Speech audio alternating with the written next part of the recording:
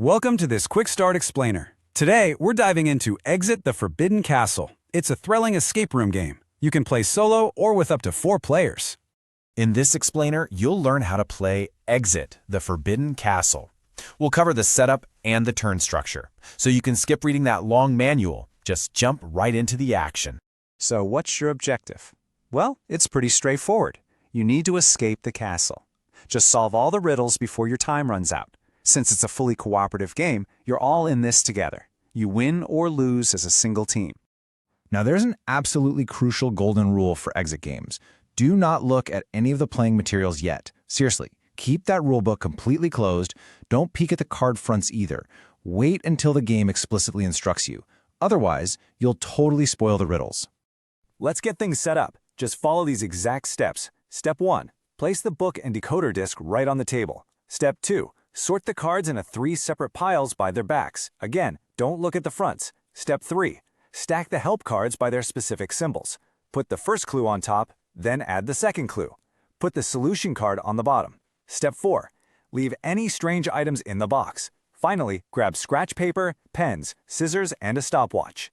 Your escape relies entirely on finding codes. Basically, codes are 3-part key combinations. They're what you use to actually unlock objects in the game. As you play, you'll constantly come across locked things. To open them, you have to solve a specific riddle. That riddle will reveal the proper 3-part code. Let's look at how you actually input those codes. On your turn, you might think you've cracked a riddle. Take your suspected 3-part code and enter it on the decoder disc. You just line the code up directly under the matching symbol. The outer edge has 10 different symbols, so make sure you find the exact right one. Once you match the object symbol to your code, look through the viewing window. It's right in the center of the disc. You're going to see a specific number there. Simply draw the answer card that matches that number. If your code is wrong, put the card back and try again. But if it might be right, follow the card's instructions. It'll lead you straight to a final confirmation card. The game officially ends the moment you solve that final riddle. Now, your final victory rating depends on 2 things. First, it looks at your total elapsed time. Second, it factors in how many help cards you used. For example, finishing in under 60 minutes with 0 help earns a perfect 10 stars. Naturally, taking more time or using hints will lower your final score. If you ever hit a wall and get stuck, you can request help. Just make sure you only take the help cards matching your current riddle symbol.